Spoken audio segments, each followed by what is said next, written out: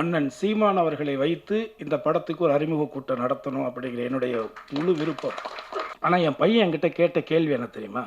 இவ்வளோ ட்ரையாக, இவ்வளோ சீரியஸாக, இவ்வளோ ஒரு மாதிரியான ஒரு படத்தை எதுக்கு டேடி நீங்கள் கஷ்டப்படுற நேரத்தில் காசு செலவு பண்ணி எடுக்கிறீங்க? அப்பா வந்து நிறையா காசு பண்ணலாம், உனக்கு சேர்த்து வைக்கலாம், அதுவும் ஃபீல் பண்ணாத. இல்லை, நடிகர் கருணாஸோட பையன், எம்எல்ஏ கருணாசு பையன்லாம் சொல்கிறத விட இந்த சல்லியர்னு ஒரு படம் எடுத்தானே அவனோட புள்ளன்னு உனக்கு ஒரு அடையாளத்தை என்னால் உருவாக்கி கொடுக்கணும். இதாண்டா உனக்கு நான் கொடுக்குற சொத்து. எல்லாரும் வாழலாம், ஆனால் ஆள்பவன் தமிழனாக இருக்க வேண்டும். எல்லாருக்கும் வணக்கம். இந்த சல்லியர்கள் திரைப்படத்தினுடைய இந்த அறிமுக விழா கூட்டம் ஏற்கனவே இதே அரங்கத்தில் வந்து ஒரு 6 மாதங்களுக்கு முன்பாக இசை வெளியீட்டு விழா நடத்தினோம்.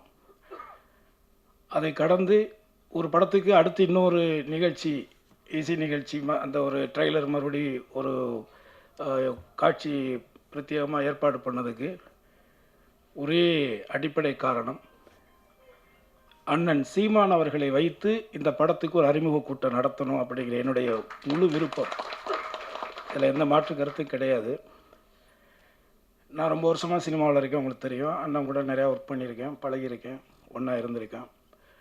அதையெல்லாம் கடந்து இன்றைக்கி வந்து நம்ம திரையுலகத்தை சார்ந்த நடிகர் போண்டாமணி அவர்கள் மறைஞ்சிட்டார். இந்த தருணத்தில் இங்கே இருக்கக்கூடிய அத்தனை ஆத்மாக்களும் அந்த ஆத்மா இறைவனடி சாந்தி அடைய ஒரே ஒரு நிமிடம் மௌனஞ்சலி செலுத்துமாறு அன்போடு கேட்டேன்.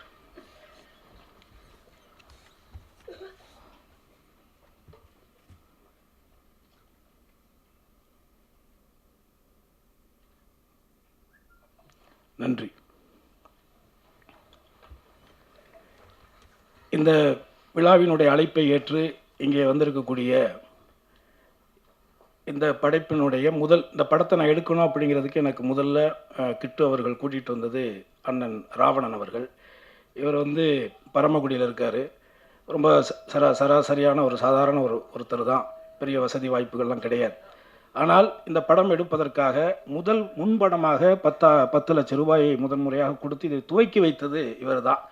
ஸோ இப்படி ஒரு சாதாரண ஒரு கிராமத்தில் இருக்கிற ஒருத்தருக்கு இவ்வளோ உணர்வு இருக்கும் பொழுது, சினிமாவுக்குள்ளே இருக்கிறோம், இந்த மொழியை வச்சு தான், இந்த இனத்தை வச்சு தான் நம்மளாம் இன்றைக்கி வாழ்ந்துக்கிட்டே இருக்கோம். அப்போ நம்ம ஏன் செய்யக்கூடாதுங்கிற அந்த ஒரு வெறி எனக்கு வந்தது அண்ணனை பார்த்து தான். அதற்கு அடுத்ததாக இவருடைய நண்பர் நேசமணி அண்ணன் அவர் வெளிநாட்டில் இருக்கார். ஸோ அதற்கு அடுத்ததாக எனது தம்பி கரிகாலன், அவருடைய மனைவி தான் என்னுடைய தங்கச்சி தான் அது. ஸோ அவன் தான் வந்து நீங்கள் பண்ணுங்கள், நீங்கள் நமக்குன்னு ஒரு இந்த மாதிரியான படைப்புகளை, தமிழர்களுடைய மறைக்கப்பட்ட வரலாறுகளை வரக்கூடிய கால சந்ததிகளுக்கு எடுத்து சொல்லக்கூடிய ஒரு காரியத்தை நீங்கள் செய்யுங்க, அதுக்கு உங்களுக்கு நான் கூட இருக்கிறேன் அப்படிங்கிற ஒரு உத்வேகத்தை கொடுத்து இந்த நிமிடம் வரை எனக்கு உறுதுணையாக இருக்கக்கூடிய எனது தம்பி கரிகாலனுக்கு இந்த நேரத்தில் நான் நன்றியை தெரிவிச்சுக்கிறேன். அதுபோல் இங்கே வந்திருக்கக்கூடிய எனது தம்பிகள் தாமோதரன், கோகுல், அதுக்கப்புறம் இயக்குனர் பொன்ராம் அவர்கள், அப்புறம் எனது நண்பர் இயக்குனர் கௌதம் அவர்கள் என்னுடைய அழைப்பின் பேரில் இங்கே வந்து கலந்துக்கிட்டதுக்கு என்னுடைய நன்றி. அடுத்து என்னுடைய தம்பி தெலுங்குக்காரன் நம்ம சிவா, அவன் வந்து ஒரு படம் பண்ணியிருக்கிறான். அந்த படத்தில் பெரிய நல்ல கேரக்டர் நான் நடிச்சிருக்கிறேன். அது பிப்ரவரி மாதத்தை அதையும் வெளியிட போகிறோம். அதுவும் ICW தான் ரிலீஸ் பண்ணோம். அடுத்து எனது நீண்டகால நண்பரும் எனது அருமை அண்ணனுமான தேனப்பன் அவர்கள், அதுக்கப்புறம் நடிகர்கள் 2 பேர், மகேந்திரன் தம்பி 2 பேருமே நல்லா இதில் குறிப்பாக ரொம்ப நல்லா நடிச்சிருக்கிறாங்க. நீங்கள் படம் பாருங்கள்.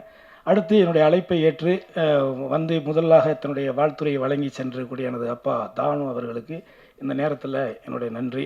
அதே மாதிரி இந்த கதையை வந்து நம்ம பண்ணணும் அப்படிங்கிறது மேதகு படம் பார்த்து தான் எனக்கு அந்த உணர்வு வந்துச்சு. அவர் சொன்னதை சரியாக பண்ணியிருந்தார். ஸோ அவர் என்ன கேட்டாரோ அதை நான் வந்து சிறப்பாக நான் ஒரு தயாரிப்பாளராக அவர் செஞ்சு கொடுத்துருக்கேன். அவரும் நேர்மையாக உண்மையாக இந்த படத்துக்கு உழைச்சிருக்காரு, ஒர்க் பண்ணியிருக்காரு. அதில் இந்த படத்தில் நடிச்சிருக்கிற நடிகர்கள் எல்லாருமே அந்த கதாபாத்திர தேர்வெல்லாம் ரொம்ப அற்புதமாக பண்ணியிருக்காரு இயக்குனர். நீங்கள் நிச்சயமாக உங்களுக்கு ஒரு பிரத்யேகமான காட்சி நம்ம போட்டு காட்டுவோம். பிப்ரவரி மாதம் இந்த படத்தை நம்ம வந்து வெளிக்கொண்டு வர்றோம். என்னுடைய ஆசை வந்து தமிழ் சினிமாவில் ஒரு பிரச்சனைக்குரிய ஒரு விஷயத்தை, குறிப்பாக இலங்கையில் நடந்த ஒரு இன அழிப்பை ஒரு வரலாற்று பதிவாக பண்ணணும்னு சொல்லி எடுத்து முதன்முறையாக நமது தணிக்கை அதிகாரிகளிடத்தில் சர்டிஃபிகேட் வாங்கின முதல் படம் எனக்கு தெரிஞ்சு இதாக தான் இருக்கும்னு நினைக்கிறேன். இதை எடுத்ததுக்கு காரணம் என்ன? அதை எடுத்ததுக்கு காரணம் என்னென்னா, இதை உண்மையே நான் ஒன்று சொல்லணும். என்னுடைய மகன் தான் இந்த படத்துக்கு மியூசிக் பண்ணான். ஆனால் என் பையன் என்கிட்ட கேட்ட கேள்வி என்ன தெரியுமா, இவ்வளோ ட்ரையாக, இவ்வளோ சீரியஸாக, இவ்வளோ ஒரு மாதிரியான ஒரு படத்தை எதுக்கு டேடி நீங்கள் கஷ்டப்படுற நேரத்தில் காசு செலவு பண்ணி எடுக்கிறீங்க அப்படின்னு என்கிட்ட கேட்டான். ஏன்னா இவங்க லவ் பண்ணுறாங்க, லவ் பண்ணும்பொழுது கூட எனக்கு மண், மொழி, இனம் அப்படியெல்லாம் பேசுகிறாங்க, இதெல்லாம் யார் டேடி இப்போ அந்த காலத்தில் ஏற்றுக்குவாங்க? இல்லைடா, இது நடந்த காலகட்டங்கள். அப்பா காதலிச்சாங்க, நிறைய பேர் போராளிகள் காதலித்து திருமணம் பண்ணியிருக்காங்க, நானே நிறைய பேரை பார்த்துருக்கிறேன். ஆனால் அந்த காதலில் கூட அவங்கள்ட்ட ஒரு ஒழுக்கமும் ஒரு அறமும் இருந்ததுடா, அது உங்களுக்கு புரியலை. உனக்கே 21 வயசு பையன் உனக்கே தெரியலைன்னா நான் என்னடா பண்ணுறேன் பொழுது அடுத்த தலைமுறைக்கு சுத்தமாக இது தெரியாமல் போயிருமேங்கிறக்காக தான் எடுத்தேன்.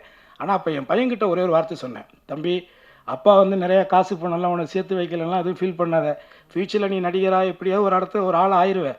அப்படி ஆனாலும் கூட வரக்கூடிய காலங்களில் நடிகர் கருணாஸோட பையன், எம்எல்ஏ கருணாசு பையன்லாம் சொல்கிறத விட இந்த சல்லியர்னு ஒரு படம் எடுத்தானே அவனோட புள்ளன்னு உனக்கு ஒரு அடையாளத்தை என்னால் உருவாக்கி கொடுக்கணும், இதாண்டா உனக்கு நான் கொடுக்குற சொத்து அப்படின்னு தான் நான் அவன்கிட்ட சொன்னேன். உண்மையில் அந்த உணர்வில் தான் இதை நம்ம செஞ்சுருக்கிறோம். எல்லாருமே நமக்கு என்னன்னு போயிட்டோம்னா வேறு யார் தான் செய்கிறது அப்படிங்கிறது. அதாவது இது நம்ம நாடு, அது நம்ம ஊர், தமிழ்நாடு நம்ம ஊர்.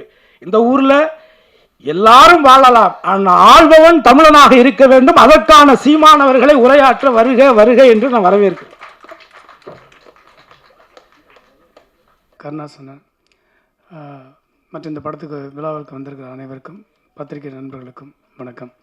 2 நாளைக்கு முன்னாடி தான் இந்த படம் பார்த்தேன், செல்லியர்கள். நான் அண்ணன் கூப்பிட்டார் ஃபங்க்ஷனுக்கு. ஆனால் எனக்கு எதுவுமே தெரியாது, படம் பார்க்கலாமான்னு கேட்டேன். இமிடியேட்டாக படம் காமிச்சாங்க.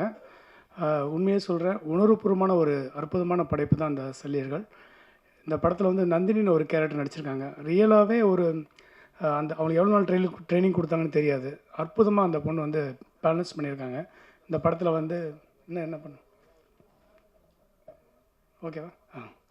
ஸோ அதனால் இந்த படத்தில் வந்து ஒவ்வொருத்தரும் நடிச்சிருக்க பார்க்கும்போது ரொம்ப சூப்பராக இருந்துச்சு. இந்த கேஸ்டிங் வந்து சூப்பராக இருந்துச்சு.